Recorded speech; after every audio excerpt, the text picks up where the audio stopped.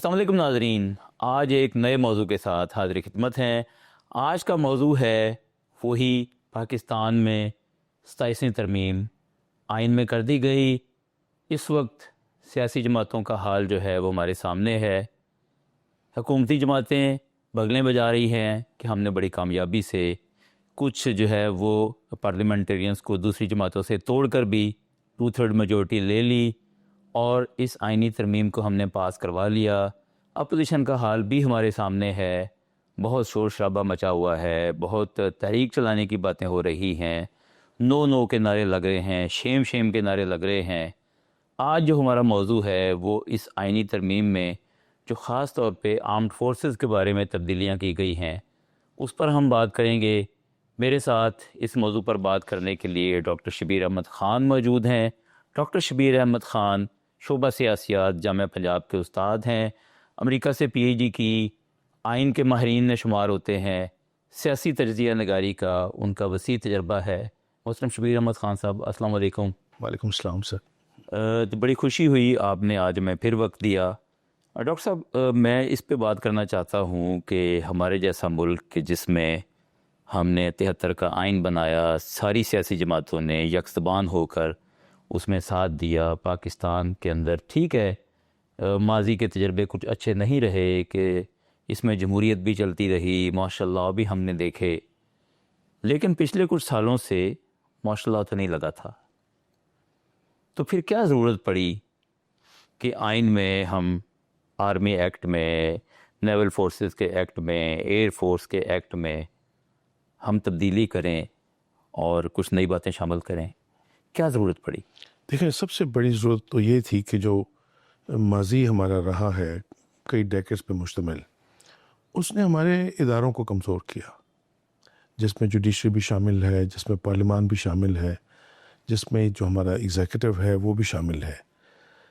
ایک گزشتہ حکومت کے دور میں خطرہ پیدا ہو گیا کہ ایک اور ادارہ جو سب سے زیادہ ڈسپلنڈ ہے، سب سے زیادہ آرگنائزڈ ہے اور ملک کی سلامتی کا ادارہ ہے اور پورے ملک کا جو دفاع ہے ان کے ذمہ ہے، ایک لگتا ہے کوشش یہ ہوئی کہ جس طرح باقی ادارے ڈیٹوریٹ کر گئے ہیں تو اس کا کہیں ایک اسپل اوور امپیکٹ ان پہ بھی نہ آئے۔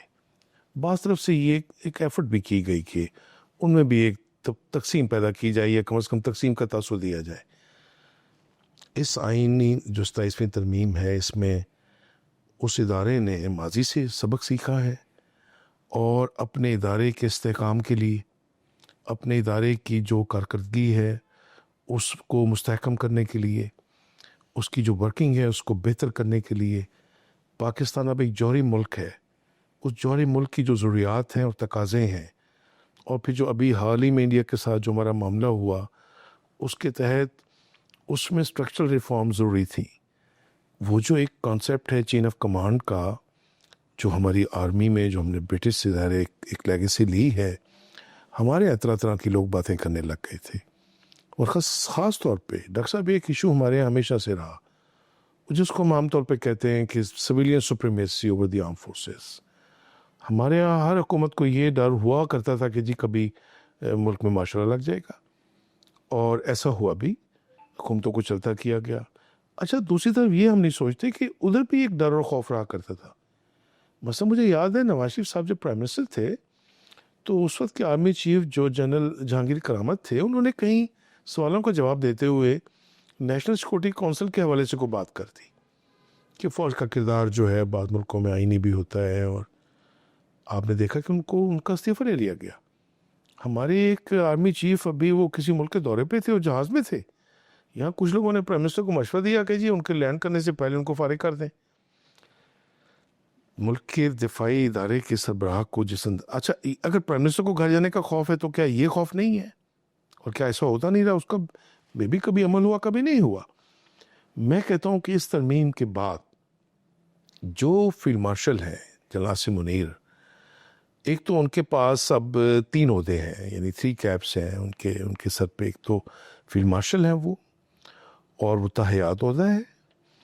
دوسرا وہ آرمی چیف ہے، جیسے کہ نیول چیف ہے ایک، جیسے کہ ایئر کے چیف ہے، اور پھر ایک نیا عہدہ کریٹ کیا گیا ہے جو chief of the defence forces, یعنی وہ اب جو chairman joint chief of staff committee کا عہدہ تھا، جو سر شمشاد حسین اس وقت جو جنرل ہیں وہ ہیں اس کے، اب وہ عہدہ ختم کیا گیا ہے. اچھا یہ عہدہ انڈیا میں بھی ہے، یہ جو chief of the defence forces ہے، لیکن اس کی افادیت وہ نہیں ہے جو آپ کے ہاں ہوگی. ایک تو کوارڈینیشن کے حوالے سے، ایک ان کو جو اختیار دیا گیا ہے اپوائنٹمنٹ کے حوالے سے، ایک ان کو جو یہ سب سے بڑا آپ کہہ لیں کہ ایڈوانٹیج جو ماضی میں پاکستان کے کسی آئین میں نہیں رہا. بھئی ہر ایک کو تحفظ ہے. آپ صدر کو آپ امپیچمنٹ کے ذریعے ہٹا سکتے ہیں، پرائم منسٹر کو آپ ووٹ آف نو کانفیڈنس کے ذریعے ہٹا سکتے ہیں. سر یہ دو عہدے تو بڑے ہیں ڈاکٹر صاحب. آڈیٹر جنرل آف پاکستان کو کوئی کابینہ یا وزیر اعظم کسی ایک نوٹیفیکیشن سے نہیں، بلکہ صدر کو ہٹانا زیادہ آسان ہے، اس کے لیے زیادہ میجورٹی چاہیے اسمبلی کی اگر آپ نے آڈیٹر جنرل آف پاکستان کو ہٹانا. اچھا بھی دفاعی فورسز کا سربراہ ہے، اور ایک ایسا سربراہ جسے آپ کہتے ہو کہ وہ ہیرو ہے. ایک دشمن ملک کے ساتھ ہم نے وہ جنگ جیتی ہے، تو کیا اب اس کو اس انداز سے استحکام دینا کہ وہ ملک کی سلامتی کے بارے میں اور ملک کے بارے میں آزادی کے ساتھ اور طاقت کے ساتھ فیصلے کر سکے، اور باقی اپنے جو ساتھی ہیں ان کے ساتھ باہمی مشاورت سے. اس میں ڈاکٹر صاحب ایک کنفیوژن ہے جو میں نے بہت سارے دوستوں سے ڈسکشن کے دوران دیکھی ہے. یہ جو میرے خیال میں جو فیلڈ مارشل کا عہدہ ہے، یہ عہدے سے زیادہ ایک ٹائٹل ہے، ایک اعزاز ہے. یہ ظاہری بات ہے کبھی کسی شخص کو ملے گا، اور کبھی کسی فیوچر میں ایسا بھی ہو سکتا ہے کہ کسی کو کہ یہ اعزاز کسی کے پاس نہ ہو، اور فوج کے اندر رہتے ہوئے تو شاید نہ ہو. ابھی جیسے یہ ریٹائر ہو جائیں گے تو ان کے پاس یہ ٹائٹل رہے گا، لیکن ان کا فوج کی کمانڈ کے ساتھ کوئی تعلق نہیں ہوگا. تو مجھے تو جو سمجھ آئی ہے اس ترمیم میں وہ یہ سمجھ آئی ہے کہ اس ٹائٹل کو تو تحفظ دیا گیا ہے، اور اس ٹائٹل کو تحفظ دیا گیا ہے تمام اس میں کرمنل پروسیڈنگ سے بچنے کا، کہ وہ کسی پروسیڈنگ میں جو ہے وہ سامنے ان کے سامنے پروسیڈنگ نہیں آئے گی، ان کے خلاف کوئی کیس نہیں چلے گا. لیکن باقی جو دو عہدے ہیں نا، اس سے یہ لگتا ہے کہ وہ آرمی کی جو کمانڈ ہے اس سے ریلیٹڈ ہے، کہ جو آرمی چیف ہوگا کرنٹلی وہی جو ہے وہ chief of the defence forces ہوگا. اس سے جو سمجھ آتی ہے بات وہ یہی آتی ہے کہ تینوں جو فورسز ہیں ہماری، ان کا ایک سربراہ بنایا گیا ہے، اور وہ وہی ہوا کرے گا جو اس وقت کا آرمی چیف ہوگا جب بھی ہوگا. آج محترم عاصم منیر صاحب ہیں، کل کو کیا اور ہوں. اس سے جو چین آف کمانڈ والی بات ہے وہ تو سمجھ میں آتی ہے، اور پاکستان کے جیسے حالات ہیں، اور خاص طور پہ جنگی حالات پہلے بھی بنے، آئندہ بھی بننے کے چانسز ہیں، تو اس سے یہ بات تو سمجھ میں آتی ہے. تو آپ مجھے یہ فرمائیے کہ یہ جو ایک شور مچا ہے کہ آرمی چیف کو اگر تینوں فورسز کا ہیڈ بنا دیا گیا ہے، تو اس سے ہم نے جو فورسز ہیں اس کا رول اس ملک میں بڑھا نہیں دیا؟ دیکھیے پاکستان کی فورسز ہیں نا، اب اس میں کوئی دوسری رائے نہیں کہ انہوں نے جو میجر کام ہے وہ ملک کا دفاع ہے، لیکن جیسے میں نے گزارش کی کہ یہ پاکستان کے جوہری ملک ہونے کے بعد اب آپ نے دیکھا ہے کہ آپ کا ایک کمانڈ اینڈ کنٹرول سسٹم ہے جوہری، جو آپ کے ایسٹس ہیں ان کے حوالے سے. اچھا ان کے جنرل کا جو اب اپوائنٹمنٹ کا طریقہ کار ہے وہ بھی اب چیف آف دی جو ڈیفنس فورسز ہے وہ کریں گے، اور ان کی اپوائنٹمنٹ 3 سال کے لیے ہوگی، پھر وہ ایکسٹینڈ بھی ہو سکتی ہے. باقی جو ہے چیفس ہیں ان کے لیے بھی جس طرح فیلڈ مارشل کا جو اسٹیٹس ہے دنیا کے کئی ملکوں میں یہ اسٹیٹس ایئر چیف مارشل کا بھی ہے، اور نیول جو ایڈمرل ہے یہ چیف اس کا بھی ہے. صرف یہ فرق نہیں ہونا کہ آپ کی تینوں کمان جو ہیں، پہلے آپ کا ایک ہی جنرل ہوا کرتا تھا 4 اسٹار جنرل، دوسرے 4 اسٹار جنرل جن کو آپ chairman joint chiefs of staff committee آپ کہتے ہیں. اچھا 2 4 اسٹار جنرلز. اب کیا ہوگا کہ آپ کا ایک جنرل جو ہے جو کہ جس کو آپ کہہ لیں کہ وہ 4 اسٹار سے اوپر کے رینک ہے، یعنی فیلڈ مارشل، وہی پھر آرمی چیف بھی ہے، وہی پھر آپ کہہ لیں chief of the defence forces ہے. اب اس کو ایک اور موقع ملے گا کہ اپنے جو لیڈرشپ ہے، جس کو آپ کہتے ہیں کہ ایک سیکنڈ لیئر کی جو لیڈرشپ ہے، اب ماضی میں لیفٹیننٹ جنرل کے عہدے سے ریٹائر ہو جایا کرتے تھے.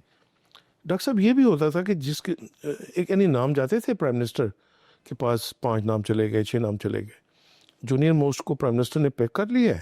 باقی جو روایت یہ تھی کہ باقی لوگ پر سروس سے ریٹائر ہو جایا کرتے تھے. یہ ہمارے یہاں 78 سالوں میں یہ ہوا ہے. اب کیا ہونا ہے کہ آپ کے جو فل رینک کے جنرلز ہیں وہ اب آپ کے ایئر کا بھی ہوگا، وہی رینک جو ہے وہ آپ کے ایڈمرل کا جو نیوی کا ہوگا، اور وہی جو ہے اب آپ کے جو چیف آپ کہہ لیں آپ کے chief of the defence forces ہیں ان کا بھی ہوگا۔ اس کا مطلب یہ ہے کہ اب آپ کے پاس جو فل رینک کے جنرلز ہیں ان کی تعداد بڑھے گی، اسی طرح جو نیچے کے لوگ وہ عہدہ سنبھالیں گے، مثلا یہ اپنا ایک ڈپٹی بھی اپوائنٹ کریں ہم اسے کہہ سکتے ہیں کہ تجربہ کار لوگوں کو ہم لوز نہیں کریں گے، نہیں کریں گے، ہم ان کو ریٹین کریں گے زیادہ دیر تک فوج میں، بالکل زیادہ ایج تک، ان کی زیادہ ایج تک ہم انہیں ان سے کام لیں گے۔ دیکھیں ڈاکٹر صاحب ابھی آپ نے دیکھا کہ سپریم کورٹ کے ججز کی عمر کی اب 68 کر دی گئی نا، کچھ ججز میں بھی ریٹائر ہو جاتے دسمبر میں اگر نہ کی جاتی تو آئینی عدالت کی آئینی عدالت کی۔ ہمارے ابھی صوبے میں 2 وزیر جن کے بارے میں نے لکھا بھی، ایک ان میں سے 84 ایئرس کے ہیں، ایک 86 ایئرس کے ہیں، انہوں نے وزارت کا حلف اٹھایا ہے۔ بھئی اگر یہ آپ نے دیکھنا ہے کہ تجربہ، اور خاص طور پہ جب پاکستان جن حالات سے گزر رہا ہے، آپ خاص طور پہ ہماری جو فورسز ہیں اس میں جو ایکسپیرینس ہے، جو ان کے پاس جو ایک نو ہاؤ ہے، اور پھر اب ہم حال ہی میں نکلے ایک مارکے سے اور آگے بھی، تو میں کہوں گا کہ یہ پاکستان کی فوج کو زیادہ مضبوط کرے گا، اس میں استحکام لے کر آئے گا۔ اور یہ جو کبھی یہ بھی تھا نا کہ کچھ ایک کوشش ہوئی کہ کسی طرح سے ادارے کو بھی تقسیم کیا جائے، جب آپ نے ایک کمان اور پھر فیلڈ مارشل کو جو پاورز دے دی ہیں نا، اس سے یہ بھی ہوگا کہ وہ ایک یونٹی جو کہہ لیں، اور پھر نہیں، آپ سمجھتے ہیں کہ یونٹی کو ایک ریئل تھریٹ تھا اس پر، دیکھیں مجھے یہ فوج کی یونٹی کو؟ نہیں، فوج دیکھیں ویسے تو فرینکلی میں آپ کو بتاؤں کہ ہماری لیگیسی جو ہے کلونیل ہے، لیکن ڈاکٹر صاحب اب یہ بات ڈکی چھپی نہیں ہے کہ ہمارے یہاں جو اٹیمپٹس ہوئی ہیں وہ مشرف کے خلاف بھی ہوئی ہیں، ضیاء کو بھی مارنے کی کوششیں ہوئی ہیں، اور ہمارے یہاں ظاہر جو ہمارا دشمن ہے۔ آپ مجھے یہ بتائیں ڈاکٹر صاحب، ابھی آپ نے حال ہی میں دیکھا ایران کے تینوں چیفز، چاروں ایک ہی حملے میں وہ ہلاک کر دی گئے۔ ہماری، آپ کا خیال ہے ہمارے دشمنوں کی تعداد کم ہے؟ بالکل نہیں۔ ہم نے جناب اپنی جو لیڈرشپ ہے، جس نے پوری کمان سنبھالنی ہے، پھر پورے ملک کا دفاع، پھر ایک جوہری ملک کا، اس کے لیے تو پھر میں یہ کہوں گا کہ زیادہ جو تجربہ ہے اور زیادہ عرصے کے لیے، اب کوئی لوگ یہ بھی معترض ہوں گے کہ جی 5 سال کے لیے، بھئی پارلیمان کی مدت 5 سال ہے، آپ کی صدر کی مدت 5 سال ہے، پرائم منسٹر 5 سال کے لیے آتا ہے۔ تو کہنے کا مطلب یہ ہے کہ مجھے اس سے بھی یہ لگا کہ یہ 3 سال سے جو بڑھائی گئی ہے اس کا بھی مقصد یہی ہے کہ زیادہ سے زیادہ فائدہ اٹھایا جائے، نیچے سے بھی لوگ اوپر آئیں گے، اس میں کوئی دوسری رائے نہیں۔ سینئر جنرلوں سے زیادہ فائدہ اٹھانا ہے، زیادہ دیر تک ان کا ہم نے استعمال کرنا ہے، فوج کو اندر سے مضبوط کرنا ہے، یہ سارے مقاصد حاصل ہو گئے۔ مان لیا فوج جو اندر سے مضبوط ہوئی ہے، اور ہم نے جو ایک شخصیت کو تینوں فورسز کا اختیار بھی دے دیا ہے، اس سے کہیں ایسا تو نہیں ہے کہ جو فوج کا سیاسی کردار جس کو آئین ہمارا منع کرتا ہے، اس کردار کو ادا کرنے کے لیے ہم فوج کے لیے راستہ کھول رہے ہیں؟ دیکھیں پارلیمان کیا ہم نے یہ راستہ کھولا ہے؟ دیکھیں مجھے یہ نہیں لگتا، پارلیمان موجود ہے، پارلیمان نے ہی اگر دیکھا جائے تو مجھے یہ بتائیں، پہلے پرائم منسٹر کے پاس اختیار تھا کہ وہ اکیلا آرمی چیف کو ڈسمس کر سکتا تھا، مراد کے سروس سے اس کو، اور ایسے ہوا بھی ہے۔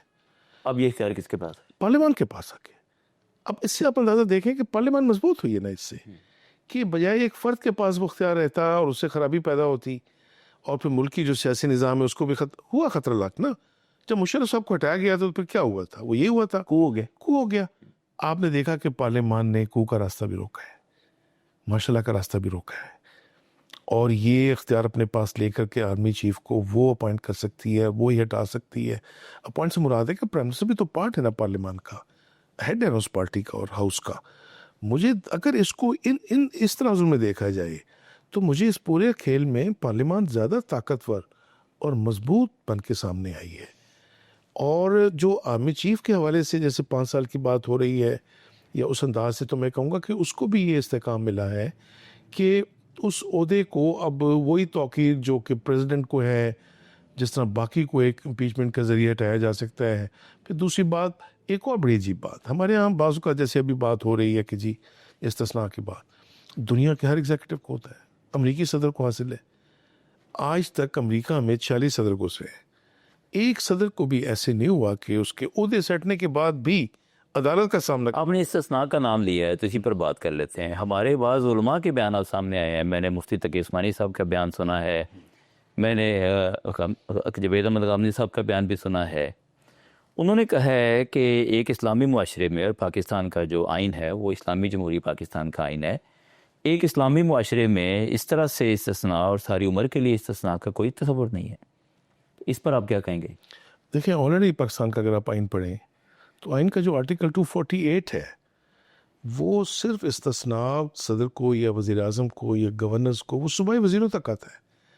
دیکھیں, آپ کی جو حیثیت ہے حکومت میں رہتے ہوئے اور آپ اس میں جو اپنے افعال انجام دیتے ہیں اس کی جواب دہی نہیں ہو سکتی, اس لیے کہ وہ آپ نے ایک ریاست کی ذمہ داری آپ کو دی گئی تھی. استثناء سے یہاں یہ مراد نہیں لیا جانا چاہیے جس طرح عام طور پہ یہ سمجھا جاتا ہے کہ جس طرح کوئی عام آدمی جرم کرتا ہے تو اس کو تو سزا ہے, یا شاید ان کو نہیں ہے. تو مجھے بتائیں, کیا آپ نہیں, اگر یہ کوئی ذاتی جرم کرتے ہیں, دیکھیں پھر وہی بات, مثلا کسی کو جان سے مار دیتے ہیں گزارش یہ ہے اپنے پستول سے, اس سے کیا ہوگا کہ ان کو استثناء ملے گا؟ دیکھیں, گزارش یہ ہے کہ جو آئین نے ان کو جو یہ استثناء دیا ہے, یہ ایگزیکٹو کا اور ملکوں میں بھی ہے, یہ انڈیا میں بھی ہے, یہ امریکہ میں بھی ہے, یہ اور جہاں بھی ایگزیکٹوز ہیں. اچھا, یہ تو اب ایک ہائپوتھیٹیکل ہے نا, ہائپوتھیٹیکل ہے کہ اگر ایسا ہو جائے تو پھر یہ ہوگا.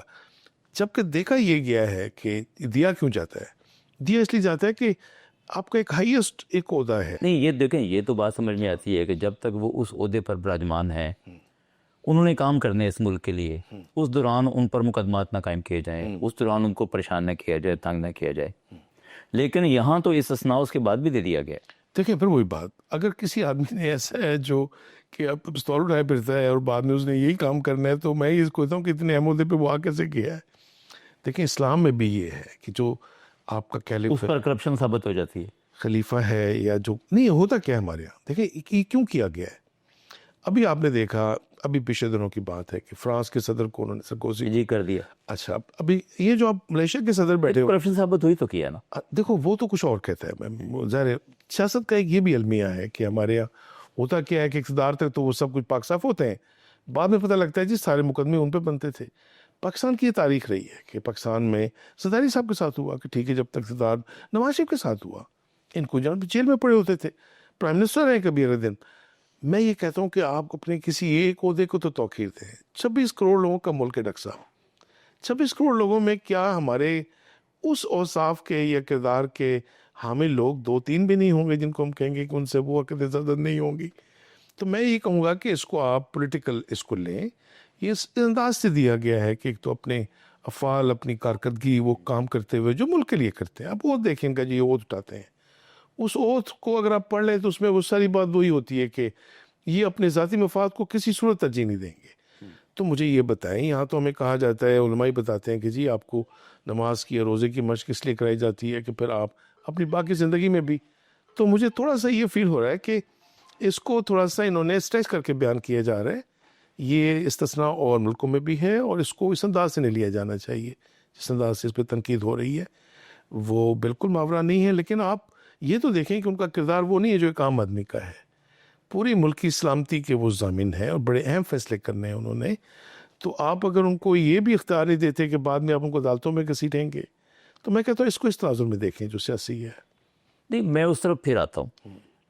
آپ نے دیکھا کہ بعض ملکوں میں فوج کو یا اس ملک کے اسٹیبلشمنٹ کو ایک آئینی کردار دیا گیا ہے. آپ اس کے حامی ہیں؟ میں دیکھیں اس کا اس لیے حامی ہوں کہ پاکستان کے اب حالات دیکھیں. ہمارے یہاں ایک بات تو بڑی کہی کی ہے کہ جی سویلینس جو ہیں ان کی سپریمیسی ہونی چاہیے. آپ ذرا ان کا دیکھ لیں کہ ہمارے یہاں بدقسمتی سے کئی بار جب ان کو اختیار اور کلی اقتدار ملا ہے تو ہمارے کیسے کیسے معاملات ہوئے. ہمارا ملک تک 2 لخت ہوا ہے, الیکشنز کروائے گئے, الیکشنز کے بعد حالات ایسے بنے کہ ہم نے کہا اس کا نتیجہ نہیں مانتے, اور اب بھی ایسے ہی ہوتا ہے. تو جہاں جس ملک میں جس کو آپ کہہ لیں کہ جو اتھاس ہے لوگوں کا, اور پولیٹیشین اگر وہ اپنی ذمہ داری کا احساس نہ کریں اور اپنی ماضی سے بھی سبق نہ سیکھیں, تو مجھے بتائیں ملکی سلامتی تو دو پر نہیں لگائی جا سکتی. ہمارے ہاں آئین کے نام پہ کیا کچھ ہوتا رہا, ہمارے یہاں سیاسی جماعتوں نے کیا کچھ نہیں کیا, کون کون سا الزام ہے جو اچھا یہ کسی اور نے نہیں لگایا, کوئی اگر کہے نا کہ کسی نے یہ ایک دوسرے پہ لگاتے رہے, ایک دوسرے کو چور ڈاکو قاتل کیا کچھ نہیں کہتے رہے. ابھی بھی جس نتیجے پہ پہنچے ہیں, اگر ایک ادارہ آپ کہہ لیں کہ مجھے یہ تو لگ رہا ہے کہ ان کا ایک سپرویژن کا رول تو مجھے دکھائی دے رہا ہے کہ جو آپ کے کچھ قریبی ممالک میں بھی ہے کہ فوج رہے گی تو پس پردہ آپ کہہ لیں, لیکن اس کی نظر ہوگی آپ کے اداروں پہ بھی, آپ کی سیاست پہ بھی. لیکن دیکھیں براہ راست ملک میں کوئی ایسی بات نہیں ہونے لگی جس کو آپ غیر آئینی کہیں یا غیر اس پر سب سے بڑا جو اعتراض کیا جا رہا ہے اپوزیشن کی طرف سے وہ یہ کیا جا رہا ہے کہ فوج کو جب زیادہ طاقت دے دی گئی ہے آئین میں, تو اب اس ملک میں وہ کچھ ہوگا جو فوج چاہے گی, حقوق کی پامالی بھی کرے گی اور غریبوں کو پریشان بھی کرے گی, اس ملک کے عوام پر ظلم بھی کرے گی, اور اس عوام کی سنوائی کے لیے نہ کوئی عدلیہ ہوگی, نہ کوئی سیاستدان ہوگا, نہ کوئی پارلیمنٹ ہوگی. یہ کیا ہے اس پارلیمنٹ نے 245 کے تحت ڈپٹی کمشنر سے لے کے صدر پاکستان تک کو اختیار ہے. وہ فوج جو سیلاب میں بھی آپ کی مدد کرتی ہے, وہ فوج جو اگر زلزلہ آ جائے ملک میں تو آپ کی مدد کرتی ہے, وہ فوج جو بارڈرز پہ ہر روز شاطیں دیتی ہے پاکستان کی سلامتی کے لیے, ہمارے دن جوان شہید ہوتے دیکھتے ہیں. پھر فوج نے کئی ایسے ترقیاتی کاموں میں جو کہ میں بھی فوج کا عمل دخل نہیں ہونا چاہیے لیکن انہوں نے کیے ملک کے لیے. ہم اس فوج سے یہ تو کیسے کر سکتے ہیں کہ وہ کوئی لوگوں کے خلاف یا لوگوں کے حقوق کے خلاف یا لوگوں پہ کچھ ظلم و ستم.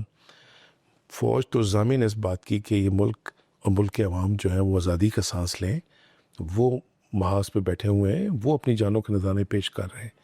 میں کہوں گا کہ لوگ فوج کو اس انداز سے لیں. اگر ان کو اگر یقین نہیں تو میں یہ بتاؤں کہ وہ سیریا کی مثال کیوں نہیں لیتے, عراق کی مثال کیوں نہیں دیکھتے, وہ اور ممالک جو عرب جہاں پہ جس کو سپری کہتے ہیں, یا فوج ختم کر دی گئی جہاں ہوا تو وہاں پہ اور آزادی بھی ختم ہوئی. میں کہتا ہوں فلسطین کی مثال کیوں نہیں لیتے. آپ اگر طاقت کے ساتھ, آزادی کے ساتھ اور عزت کے ساتھ اور وقار کے ساتھ رہ رہے ہیں نا, وہ اس لیے کہ آپ کا دفاع مضبوط ہے.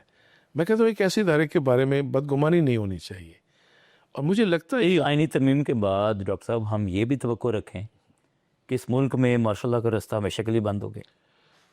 پاکستان کے بارے میں دیکھیں, کہا کچھ نہیں جا سکتا, یعنی یقین اور وثوق کے ساتھ. ہمارے یہاں کیا ہوتا ہے, لیکن ہم اس طرف ایک قدم بڑھے ہیں. بالکل ہم بڑے ہیں. کہا وہی جاتا ہے کہ جی اگر آپ بالکل ساتھ سڑک پہ جا رہے ہیں اور آپ بالکل ٹھیک جا رہے ہیں, اپنی لین میں جا رہے ہیں, تو یہ نہ سمجھے کہ کوئی اور غلطی نہیں کرے گا. ہمارے یہاں غلطی کسی سے بھی ہو سکتی ہے, لیکن مجھے لگتا ہے یہ کہ جو ہمارے لوگ بیٹھے ہوئے ہیں اوپر, ویسے میں نے ایک کالم لکھا تھا, اس میں تو ایک تجویز دی تھی کہ پاکستان میں ایک سپریم نیشنل کونسل ہونی چاہیے.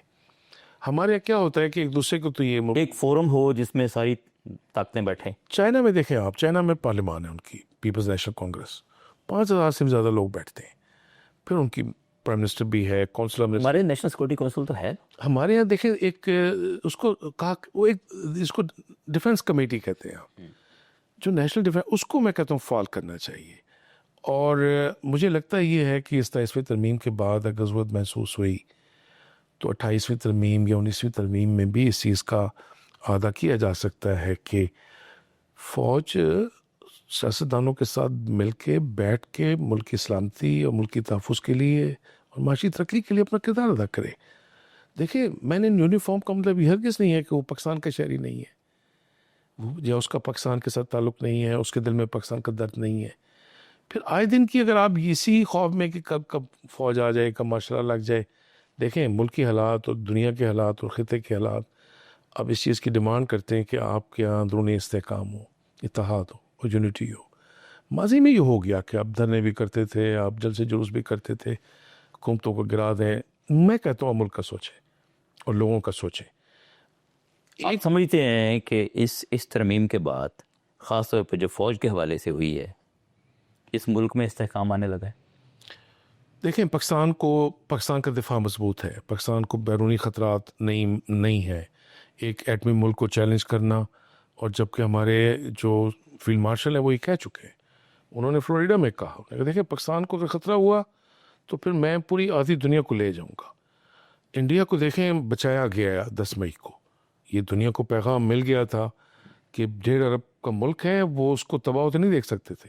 ہمارے پاس تو کوئی اور آپشن نہیں تھا, ہم نیوکلیر ملک ہیں, اگر ہم پہ حملے کیے جاتے تو ہم نے, اور دنیا نے یہ دیکھ لیا تھا. لیکن خطرات سے بیرونی نہیں ہوتے سر, وہ اندرونی بھی ہیں.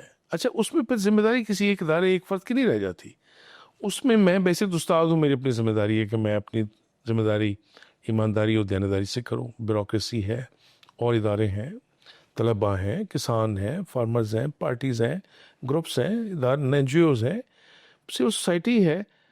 سب کا یہ فرض ہے کہ ہم یہ سوچ لیتے ہیں کہ شاید ایک ادارے کا کام ہے سب کو ٹھیک کرنا، میڈیا ہے جیسے. تو مجھے لگتا ہے کہ جو ہمیں اب خطرات درپیش ہوئے ہمارے مغربی بارڈر سے بھی اور اب جنوب اور آپ کہہ لیں انڈیا سے بھی، تو مجھے لگتا ہے یہ وہ جو ابن خلدون کی تھیوری ہے نا کہ آپ کے دشمن آپ کو اور کچھ نہ کرے کم از کم یکجا کر دیتے ہیں. تو مجھے لگتا ہے کہ اس کے بعد پاکستان کا مستقبل بھی مجھے بہت شاندار دکھائی دے رہا ہے. دنیا کا اعتماد ہم پہ بڑا ہے، عرب ممالک کا اعتماد بڑا ہے. پاکستان میں آپ سرمایہ کاری بھی اب دیکھیں گے. امریکہ دیکھیں آپ کی بلائیں لے رہا ہے. یہ ٹرمپ جو کسی کو بھی آپ نے دیکھا وہ چائنا کو پریشان کرتا ہے. پیوٹن کے آپ کے فیلڈ مارشل کے بارے میں یا آپ کے پرائم منسٹر کے بارے میں وہ کئی دفعہ کہہ چکا ہے. تو میں کہتا ہوں پاکستان ٹیک آف کر رہا ہے اس وقت، اور اس کا بینیفیشری الٹیمیٹلی پھر اس کے عوام ہوں گے، جی اس کے لوگ ہوں گے. تو ہمیں مضبوط کرنے چاہیے میں کہتا ہوں ہاتھ اداروں. جی ڈاکٹر صاحب آپ کا بہت شکریہ. جی ناظرین، آپ نے یہ دیکھا، ہماری اس گفتگو سے اندازہ لگایا کہ پاکستان کے آئین میں ہونے والی 27ویں ترمیم، خاص طور پہ جو ڈیفنس فورسز کے حوالے سے ترمیم ہوئی ہے، انہوں نے پاکستان کی نہ صرف فورسز کو مضبوط کیا ہے، پاکستان کی سیاست کو بھی مضبوط کیا ہے. اور آج ہم یہ سمجھ سکتے ہیں کہ کسی بھی قانون پسند شہری کو ان ترمیم سے خوفزدہ ہونے کی کوئی ضرورت نہیں ہے. پاکستان کے اندر ہم اگر قانون کی حکمرانی قائم کر سکے، اس میں ظاہری بات ہے عدلیہ کا بھی کردار ہے، انتظامیہ کا بھی کردار ہے، مقننہ کا بھی ہے، اور پھر ہماری فورسز کا بھی ہے. ہم نے ان اے وے ان فورسز کو اس ملک میں ایک زیادہ ذمہ داری دے دی ہے. اب یہ فورسز پہ ہے کہ وہ اس ذمہ داری کو جانفشانی سے جیسے ملک کی حفاظت کرتے ہیں اور بہت سارے شعبوں میں بھی اس ذمہ داری کو ادا ہمیشہ کرتے چلے آئے ہیں. پاکستان اس وقت ٹیک آف کی پوزیشن میں ہے. معاشی طور پر، دفاعی طور پر ہم پاکستان کو بڑی اچھی پوزیشن پہ دیکھ رہے ہیں. انشاءاللہ اور موضوعات کے ساتھ آپ کے سامنے پیش ہوں گے. اس وقت تک کے لیے اجازت دیجیے. اللہ حافظ.